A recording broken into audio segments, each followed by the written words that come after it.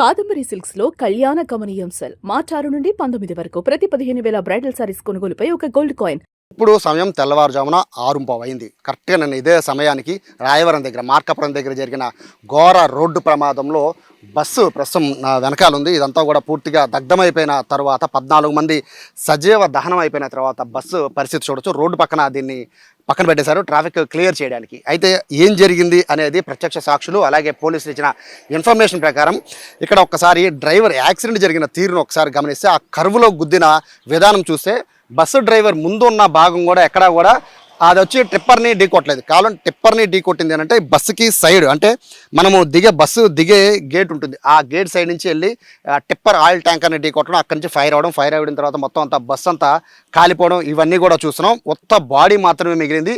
ఇది AC sleeper bus, but ఇక్కడ మొత్తం పూర్తిగా కాలిపోయి ఒక మొండి గోడలాగా మిగిలిన పరిస్థితి. ఒక బాడీ బస్సును తయారు చేసే ముందు బాడీని కడతారు కదా, ఆ రేంజ్లో ఇప్పుడు ఈ బస్సు ఉంది. 14 మంది కూడా హాహాకారాలు చేస్తూ ఇక్కడ వాళ్ళంతా కూడా దహనమైపోయిన పరిస్థితి చూడొచ్చు. అసలు హృదయ విదారకమైన దృశ్యాల్ని ఇక్కడ మనం చూస్తున్నాం. ఒక్కసారి మనకున్న ఇన్ఫర్మేషన్ ప్రకారం ఒకసారి నేను మీకు ఎవరెవరు ఏ సీట్లో కూర్చొని ఎట్లా బాధపడ్డారు అనేది అక్కడ ప్రత్యక్ష సాక్షులు పోలీసులు చెప్పిన దాని ప్రకారం నేను వివరించే ప్రయత్నం అయితే నేను చేస్తాను. ప్రస్తుతానికి ఇక్కడ నేను మీకు చూపిస్తున్నాను కదా, సీట్ 1 ఇది. ఇందులో చనిపోయిన 14 మంది పేర్లు. రామయ్య సీట్ నెంబర్ 1లో ఆయన ఇక్కడ కాలిపోయి చనిపోయారు. అలాగే జయరాములు ఈయన సీట్ నెంబర్ 2 ఈయన చనిపోయారు. అలాగే అప్పర్ బెర్త్లో సీట్ నెంబర్ 3 ఇక్కడ పద్మ గారు ఆవిడ చనిపోయారు. అలాగే అప్పర్ బెర్త్ 5 ఇక్కడ. సో అక్కడ ఉన్న అప్పర్ బెర్త్ 5లో ఉన్న మహేంద్ర ఆయన కూడా చనిపోయారు. సో ఇక్కడ మనం చూడొచ్చు సీట్ నెంబరు 6 ఇక్కడ రమాదేవి ఇక్కడ ఆవిడ చనిపోయారు. సో ఇక్కడ నుంచి అప్పర్ బెర్త్ 6లో వెంకటేష్ ఉన్నారు, ఆయన చనిపోయారు. ఎదర సీట్ నెంబర్ 7 80 ఏళ్ల పిచ్చం ఉన్నారు, ఆవిడ చనిపోయారు. సీట్ నెంబర్ 11 26 ఏళ్ల రుక్మిణి. అప్పర్ బెర్త్లో 9 సీట్ నెంబర్ 9 27 ఏళ్ల అనిల్. ఆ పక్కనే 5 నెలల బాబు అన్నప్రాసం చేయడం కోసం వెళ్తూ ఉన్నారు. ఆ బాబు పక్కనే ఇద్దరు కూడా తండ్రి కొడుకులు ఇద్దరు కూడా మృత్యువాత పడడం కూడా జరిగింది. ఇక అప్పర్ బెర్త్ 10లో పద్మావతి, ఆమె పక్కనే 6 ఏళ్ల చైత్ర. తల్లి కూతుళ్ళు ఇద్దరు కూడా ఇక్కడ సజీవ దహనం అయిపోయారు. నా తండ్రి అంతా కూడా హాస్పిటల్ చుట్టూ తిరిగారు వాళ్ళ కూతురు భార్యని చూపించడానికి. సో వాళ్ళకి సంబంధించింది మనం చూస్తున్న ఆ ఫ్రంట్ సీటు. సో ఇక్కడ మనం గమనిస్తే అప్పర్ బెర్త్ 13లో 45 ఏళ్ల చిన్న, సీట్ నెంబర్ 13లో 45 ఏళ్ల వెంకటేశ్వర్లు. అంటే ఒకసారి ఇవన్నీ ఎందుకు చెప్తున్నానంటే ఇక్కడ మనం చూస్తున్న వాళ్ళందరూ కూడా చనిపోయిన వాళ్ళందరూ కూడా మోస్ట్లీ ఇక్కడ వరకు ఉన్న వాళ్ళు మాత్రమే చనిపోయారు. ఇక్కడ ప్రధానమైన రీజన్ మనం ఇంకొకటి ఏం చెప్పుకోవాలి అంటే వీళ్ళంతా కూడా ఈ ఫ్రంట్ ఎదరి నుంచి రావడానికి వాళ్ళకి దారి లేకుండా పోయింది. ఎందుకంటే ఇక్కడ నుంచి వాళ్ళు దిగడానికి ఫ్రంట్ గేట్ పూర్తిగా ఇరిగిపోయిన పరిస్థితి. వాళ్ళు తప్పించుకోవాలంటే ఒకటే మార్గం, బ్యాక్ నుంచి వెళ్ళిపోవాలి. సో ఒక్కసారి దీని బస్సు ఒకసారి బ్యాక్ సైడ్ నుంచి చూస్తే ఇక్కడ నుంచి తప్పించుకునే పరిస్థితి లేక కొంతమంది ఇక్కడ అద్దాలు పగలు కొట్టుకుంటూ బయటకు వచ్చేసిన పరిస్థితి చూడొచ్చు.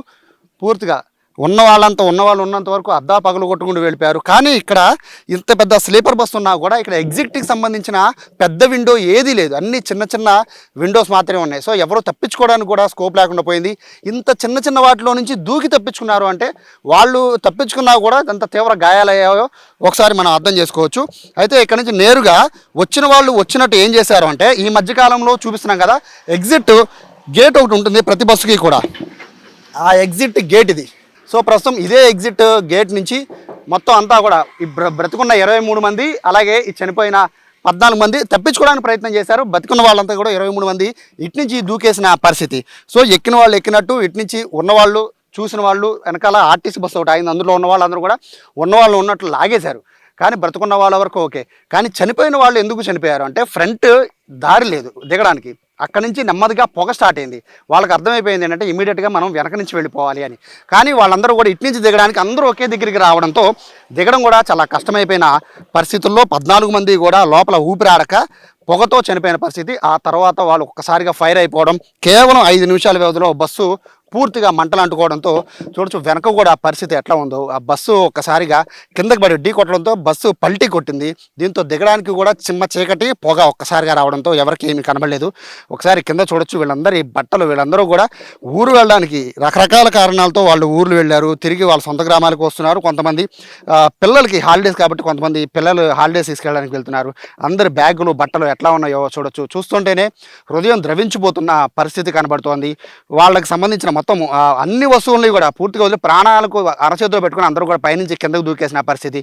చాలామంది కూడా ఇక్కడ దూకడానికి ప్రయత్నించి ఇరుక్కుపోయిన పరిస్థితి మనం చూస్తున్నాం. ఒక తల్లి తన బిడ్డను తోసేసి తను ఇరుక్కుపోయిన పరిస్థితి. అది ఈ సీట్లోనే ఇక్కడి నుంచి తన బిడ్డను పైనుంచి తోసేసింది, కానీ ఆవిడ మాత్రం రాలేక ఇరుక్కుపోయిన పరిస్థితి. ఇక్కడ చిన్న చిన్న విండోస్ అవ్వడంతో చాలామంది తప్పించుకోలేని పరిస్థితిలో ఉన్నారు. ఇంత చిన్న చిన్న విండోస్ ఇవ్వడం కూడా ఇక్కడ పెద్ద ప్రమాదానికి ప్రధాన కారణంగా కనబడుతుంది. ఇక బస్సు విషయానికి వస్తే ఇక్కడ టిప్పర్ని ఒకసారి మనం చూడొచ్చు. ఈ టిప్పర్ దగ్గర కూడా ఆ గుద్దిన విధానాన్ని మనం ఒక్కసారి చూస్తే డైరెక్ట్గా నేరుగా టిప్పర్ చూడొచ్చు. ఇక్కడ ఎక్కడా కూడా ఏ దెబ్బ తగలేదు. టిప్పర్కి కరెక్ట్గా బస్సు వచ్చి గుద్దిన పాయింట్ ఇది. సో దీనిపైనే ఉంది డీజిల్ ట్యాంకర్. సో డీజిల్ ట్యాంకర్ను కూడా మనం చూస్తున్నాం. ఈ డీజిల్ ట్యాంకర్ని ఢీ కొట్టడంతోనే ఈ పెను ప్రమాదం జరిగింది. సాధారణంగా డీజిల్ ట్యాంకర్ని ఢీ కొట్టకుండా ఏ బస్సు ముందో ఈ టిప్పర్ని వెనకాలో కనుక తగిలుంటే ఇంత పెద్ద ప్రమాదం జరిగి ఉండేది కాదు. గాయాలతో బయటపడే వాళ్ళేమో దాదాపుగా. బట్ ఇక్కడ డీజిల్ ట్యాంకర్ని ఢీ కొట్టడంతో ఫైర్ అనేది ఇక్కడ నుంచి స్టార్ట్ అయింది. అయితే నిన్న బస్సు పొజిషన్ చూస్తే ఢీ కొట్టిన వెంటనే బస్సు ఇక్కడికి వచ్చి స్టక్ అయిపోయింది. సో ఇక్కడి నుంచి పోగా నేరుగా డ్రైవర్ పక్కన ఉన్న క్లీనర్ క్యాబిన్ దగ్గరికి వెళ్ళింది. అక్కడి నుంచి మొదలు పెట్టుకుని ఫైర్ పూర్తిగా అంటుకుంది. ప్రస్తుతానికి టిప్పర్ కూడా కాలిపోయిన పరిస్థితి. సో టిప్పర్ కాలిపోవడం పెద్ద ప్రాబ్లం కాదు, కానీ ఇక్కడ బస్సే పూర్తిగా దగ్ధం అయిపోయి 14 మంది చనిపోవడం అనేది ఇక్కడ అందరినీ కూడా బాధిస్తుంది. గవర్నమెంట్ ఇప్పటికీ 5 లక్షల పరిహారం అనేది ఇప్పటికే ప్రకటించింది. గాయపడిన వాళ్ళకి 2 లక్షల పరిహారాన్ని ప్రకటించింది. నా హోమ్ మినిస్టర్ వచ్చారు, మొత్తం అంతా కూడా చూశారు. అయితే పోలీసులు చెప్తున్న అంటే ఎస్పీ చెప్తున్న దాని ప్రకారం అయితే ప్రాథమికంగా ఇందులో డ్రైవర్ తప్పిదం అనేది చాలా క్లియర్గా ఉన్నట్టుగా కూడా చెప్తున్నారు. దానికి సంబంధించి కూడా ఖచ్చితంగా ఇటువంటి ట్రావెల్స్ నడిపే వాళ్ళందరిపైన కూడా ఖచ్చితంగా ఈసారి వాళ్ళకి చెప్తాము, మీరు ఓవర్ స్పీడ్తో ఉండదని పదే చెప్పాము. అయినా కూడా మీరు స్పీడ్ తగ్గకపోతే మాత్రం ఖచ్చితంగా మీ పైన యాక్షన్ తీసుకుంటామని కూడా ఎస్పీ చెప్తున్న నేపథ్యంలో ఘోర ప్రమాదం జరిగి 24 గంటలైంది. 24 గంటల తర్వాత కూడా స్థానికులు వచ్చిపోయే వాళ్ళందరూ కూడా ఈ ఘోర విషాదాన్ని ఇక్కడి నుంచి చూస్తూ ఉన్నారు. ఎందుకంటే తమ ఊర్లో ఇంత పెద్ద యాక్సిడెంట్ అవడం అనేది వీళ్ళు ఎప్పుడు కూడా చూడలేదు. సో ప్రస్తుతానికైతే వీటిని పక్కన పెట్టేశారు.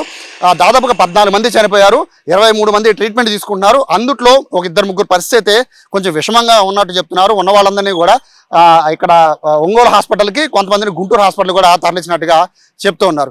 ఇది ఓవరాల్గా జరిగిన ఘోర కలి. తెల్లవారుజామున 14 మంది జీవితాలు తెల్లవారిపోయిన ఘటన మార్కాపురం రాయవరం దగ్గర చోటు చేసుకుంది.